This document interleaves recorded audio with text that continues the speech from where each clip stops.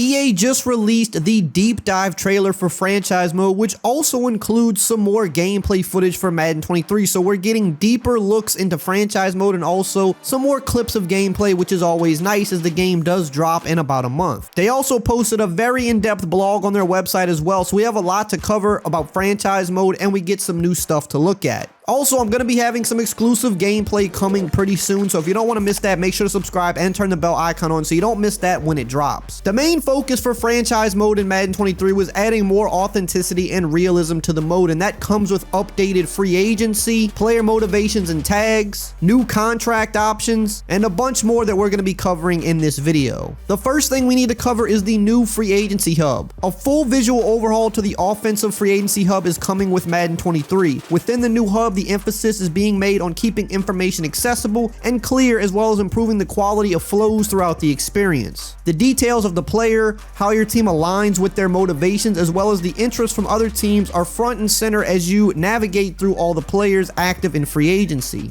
Along with the free agency hub screen, they've added 2 additional features to help support free agency: active negotiations and evaluations. In the NFL, free agency is a whirlwind of activity with players and teams negotiating deals the second they are allowed to start talking. Before players choose who they will be signing with, there's usually a lot of back and forth between them and the different teams that are trying to sign that player. To create a sense of pressure within Madden 23, it says they're introducing active negotiations. During the first stage of free agency, each team will only be able to offer up to 5 players a contract during each evaluation period. This will help ensure that a few teams can't just come in and sign all the top free agents right away. In the first stage of free agency, you will need to be calculated on whom you make offers to, as you won't be able to go after everybody you want. In stage 2 of free agency, you can offer up to 10 players in each evaluation period, and then in stage 3, you can make an unlimited amount of offers for the remaining free agents. While this is more limiting in early stages, it is compensated for by the second feature, evaluations. Within every week of free agency, 3 eval offers can be made. When triggered, all offers are run, allowing players to accept or decline contracts or not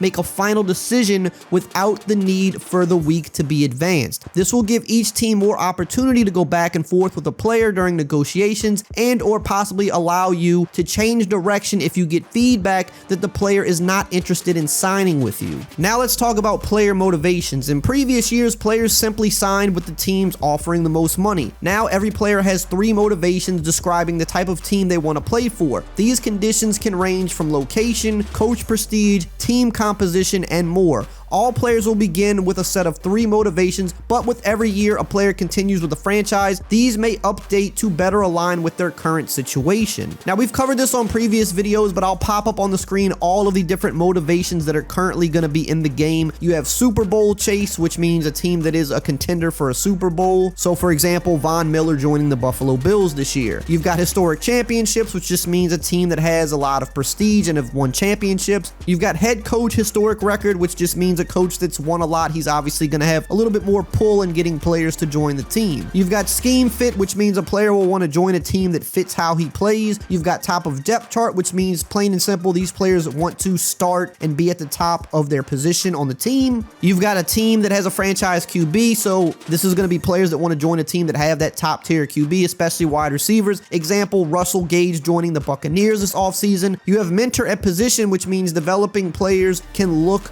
to find their mentor to help them break through to the next level, so they'll want to go to a team that has a mentor at their position. You've got close to home, which is pretty simple. Players want to go play in their hometown. Example, Jarvis Landry going to the Saints. Same with Tyrann Mathieu. You've got big market, which just means some players want to play in a big market because there's more opportunities typically when playing in a big market. You've got tax-free state, which means that they can save money on the income tax because some states do not have income tax, and that might be important to a player. You've got warm weather state, which means a player just wants to play where it's warm. They don't want to be in the cold all year long. And then you've also got highest offer, because for some players it is just all about the money, so that will hold true for those types of guys. Now you also have player tags as well. Many players have roles on a team that exceed their direct positions and assignments. Tags add a new layer to how these players fit with their team, bringing unique effects that not only apply to the team, but also to teammates and the player themselves. Player tags are dynamic, updating weekly how the players, teams, and league progress will all impact roles across your franchise. You've got award winner. Players who have won yearly awards will draw more interest in free agency. You've got franchise QB. The top QBs and those poised to take the league by storm will hold a prized position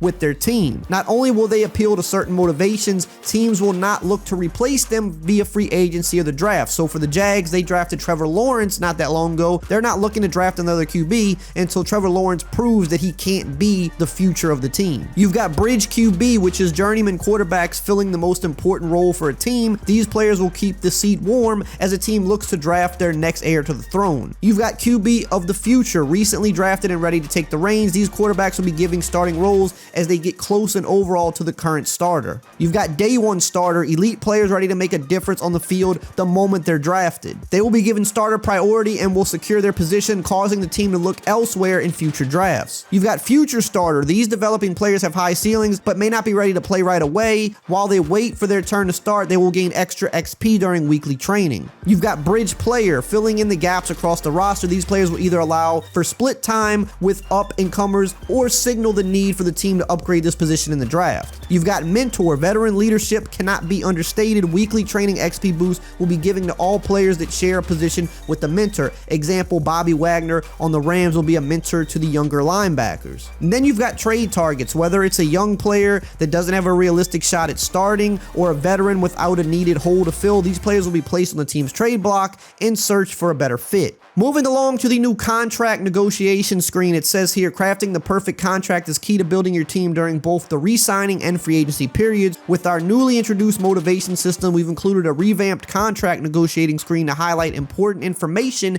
and make offering deals easier than ever. New information includes a breakdown of motivations, including a player's overall interest in your team, a yearly breakdown of the offer, depth chart information at that position. In addition to being able to craft a custom contract offer, there will be 4 new preset offers that you can choose to include: team friendly, neutral, player friendly, and very player friendly. And all of these contract styles come with pros and cons. For example, very player friendly is going to give you a much higher chance of signing the player, but you're going to end up with less money. Team friendly is going to make it to where it's very hard to sign a player unless they completely align with your motivations. However, you're not overpaying for a player. Rollover cap is also finally being added this year. The NFL salary cap rules may have intricacies most fans may not be aware of. This year, we incorporated what is often referred to as rollover cap. This allows teams to carry over unused cap money from one year to the next, giving teams with low total salaries the ability to spend heavily in the upcoming offseason. They've also streamlined the activity feed. It says here, at times the activity list could feel overwhelming. In Madden 23, a focus was made to improve the ease of use for the critical piece of the hub. Text has now been shortened, spam reduced, and all new icons have been made to make every action stand out. In the end, we optimize your activity feed so you can easily navigate where you need to go. Scouting has also further received updates this year. It says here, over 50 scouts have been added in Madden 23, doubling the number of free agent scouts from 50 to 100 and bringing the total number of scouts to 260. In addition, we've ensured that every position has at least one scout in each tier with that particular expertise. With a few exceptions, each position group is covered by multiple scouts at each tier. Team scouts have also now been updated. Each scout assigned to a team now reflects their team's needs, with the higher tier scouts reflecting the bigger needs. In Madden 22, focus scouting was limited to singular positions, and the amount of information you would receive on a draft class wasn't enough to make confident decisions. This year, we've grouped similar positions together, so when you're focus scouting, you'll get information on all players in that grouping rather than just one. And here are the groupings up on the screen. You have the halfbacks and fullbacks together, the left tackles and right tackles are together, all of the interior linemen are together, the defensive ends are together, the outside linebackers are all together instead of just one side or the other, and the safeties are together. So now you get more information about more positions and players this year just with a single scout, which is a pretty big deal because scouting last year had a lot of problems, and that was one of them, is that you didn't know enough about enough players come draft day, which made it kind of pointless. They also made attribute reveal improvements. It says one of the largest pieces of feedback we received last year was regarding the reveal of information for college prospects. It was entirely random and would often leave you guessing on the most important attributes that you would care about for a certain prospect. We've made multiple improvements to those reveals to get the information you want faster, as well as leave you less in the dark about any prospect while maintaining some mystery. So for a QB, for example, you're going to find out about his accuracies and his throw power and things like that well before you find out about his break tackle, which should go without saying, but for some reason this was a bug in the feature last year. Additionally, when you reach 50% scouted on a prospect, any remaining unknown attributes will convert from a question mark to a 3 3-letter range. As you continue to gather more information on a player and reach 70% scouted, any remaining 3-letter ranges will then convert into a 2-letter range. So basically, even if you only get to 50 or 70%, you're going to have a much better idea about a player than you did last year, which is important. They've also made draft class improvements. I feel like they say this every single year, but hey, let's see what they got to say this year. It says here, in addition to the new legacy prospect templates that they've added, they've also created 30 new templates created from the ground up. And here are some of the templates. You have generational prospects, 99 club prospects,